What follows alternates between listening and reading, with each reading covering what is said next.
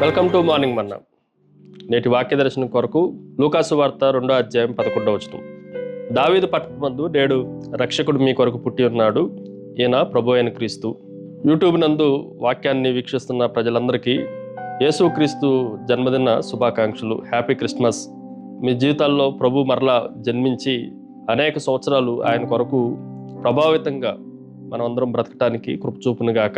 చదవబడిన వాక్య భాగంలో నుండి 4 ప్రాముఖ్యమైన సత్యాలు మనం గ్రహించాలి. Number 1, it is a city, పట్టణము. దావీదు పట్టణమందు అని దేవుని వాక్యంలో ప్రభు యొక్క జన్మమును గురించి రాయబడతా ఉన్నాయి. బెత్లెహేము అనేది చాలా అల్పమైన గ్రామము, స్వల్పమైన గ్రామం అయినప్పటికీ దేవుడు దాన్ని ఉన్నతంగా గణపరిచాడు అన్న సత్యాన్ని మనం గ్రహించాలి.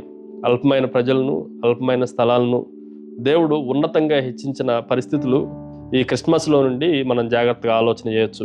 ఉదాహరణకి ఒక మట్టి ప్రమిదలో చిన్న ఒత్తి మనం వెలిగించినట్లయితే అది ఆ స్థలంలో ఉన్న వాటిలన్నిటి చీకటిని పారద్రోలే ఒక వెలుగుమయంగా కనిపిస్తూ ఉంది.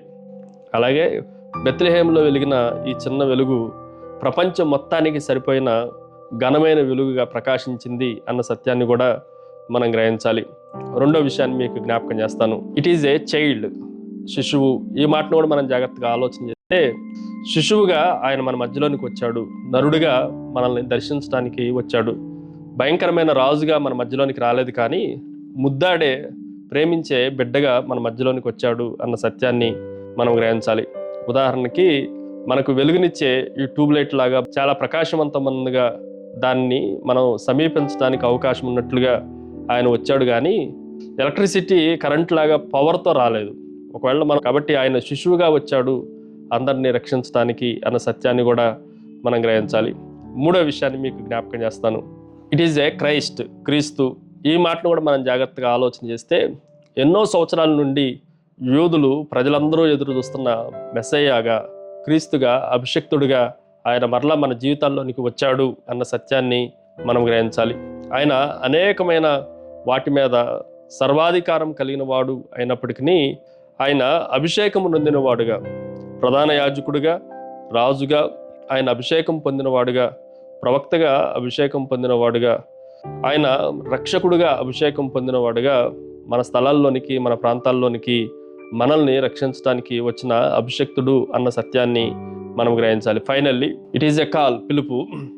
దేవుడు ఎందుకొరకు యేసుక్రీస్తుని లోకానికి పంపించాడు శిశువుగా, కుమారుడిగా, రక్షకుడిగా అని మనం ఆలోచన చేస్తే ఆయన ఇచ్చే రక్షణ భాగ్యాన్ని మనం పొందుకోవటానికి, ఆ రక్షణ భాగ్యం ద్వారా మనం కూడా పరలోకానికి చేరటానికి దేవుడు మనలందరినీ పిలుస్తున్నాడు, ఆహ్వానిస్తున్నాడు అన్న సత్యాన్ని మనం గ్రహించాలి.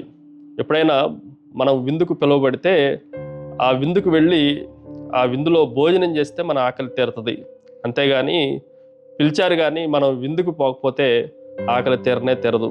అలాగే రక్షణ పొందితేనే మనం పరలోకంలోనికి వెళ్తాం. రక్షకుడిని స్వీకరిస్తేనే మనము నిత్యత్వంలోనికి వెళ్ళటానికి అవకాశం ఉంటుంది. దూరంగా ఉండి చూస్తే దానిని బట్టి మనకి రక్షణ రాదు అన్న సత్యాన్ని గ్రహించాలి. ప్రార్థన. సకల ఆశీర్వాదములకు కారణభూతుడగు తండ్రి, మరొకసారి నీ కుమారుడైన యేసుక్రీస్తు ద్వారా మా అందరికీ మీరు అనుగ్రహించిన రక్షణను బట్టి పాపము నుండి, శాపము నుండి, మరణము నుండి, నరకము నుండి, తీర్పు నుండి మమ్మల్ని విమోచించిన దాన్ని బట్టి మిమ్మల్ని గణపరుస్తూ యేసు నామమున అడిగి వేడుకొంచున్నాం తండ్రి.